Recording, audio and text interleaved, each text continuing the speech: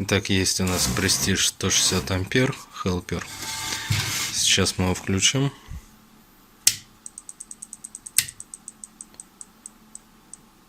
Слышны щелчки. И при этом щелчки, вероятнее всего, идут от реле. Предполагаю, вентилятор не крутят. Смотрим по схеме. Вентилятор у нас включается через резистор и диод D6 и подключается дальше контакт X6, еще один резистор и выпрямительный диод D05. С позиции D05 выпал диод. По схеме он является выпрямительным. Трансформатор T2.1 это, скорее всего, обмотка силового трансформатора.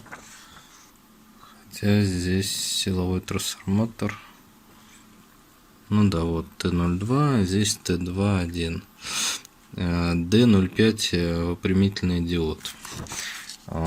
Прозванивал его, он оказался пробитым. Я его уже поменял один раз.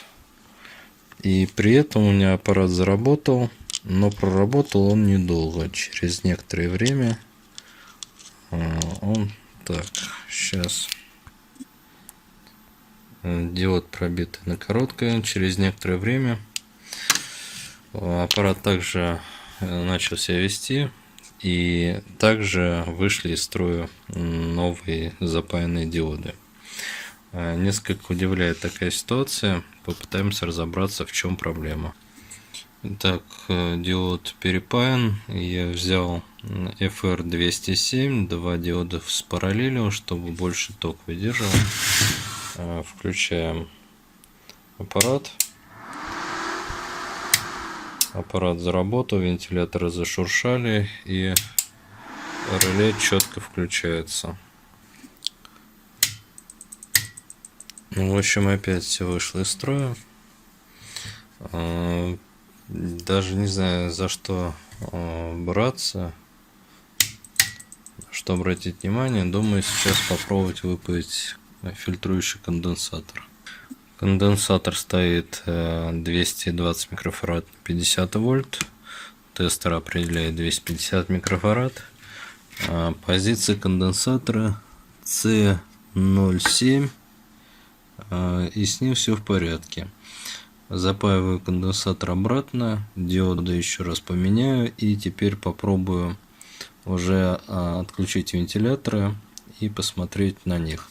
Реле здесь 12 вольтовое, последовательно с ним включен резистор R08, что на резисторе, что на реле примерно по 12 вольт оседает. Вентилятор здесь на 24 вольта, две штуки в параллель. Подключил один вентилятор, две штуки в параллель. Через преобразователь 24 вольта. Ток потребления обоих вентиляторов полампера, чуть побольше. При учете, что каждый вентилятор по 0,3 ампера, они себя ведут нормально. Итак, было замечено, что диод D05, какой бы я сюда не ставил, сам диод очень быстро разогревается по температуре, у него получается происходит тепловой пробой. В оригинале здесь стоял HER 207, но я его менял на такую же марку, только не 207, а 208, два параллельно. И они все равно выходили из строя. И уже даже поставил FR. И FR 207 ставил, и вот поставил FR 307. И он также разогревается.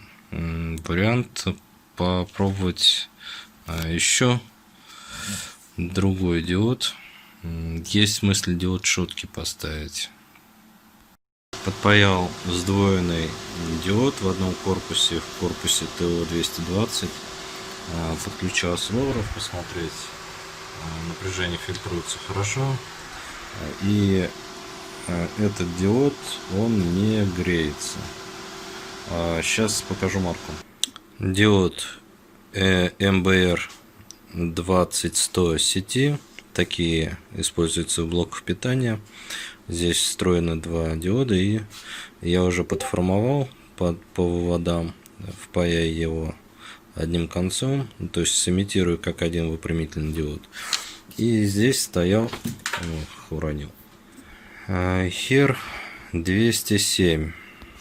Он грелся, и у меня предположение только за то, что у него время восстановления достаточно большое. Больше думать не за что. Установил диод, включаем аппарат.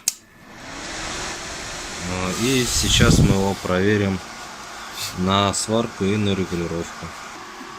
Итак, сейчас мы замкнем на спиральку и порегулируем точок. Ток у нас регулируется, на всю у нас 160 ампер присутствует. И еще что мы сделаем, попробуем ее на короткое замкнуть. То есть на 25 ампер выставлено. Делаем вот такой вот.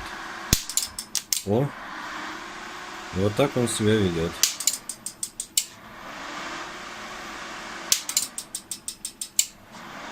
То есть, когда залипает электрод, у нас начинает щелкать реле, так как не хватает напряжения питания силового трансформатора. Но это особенность таких аппаратов.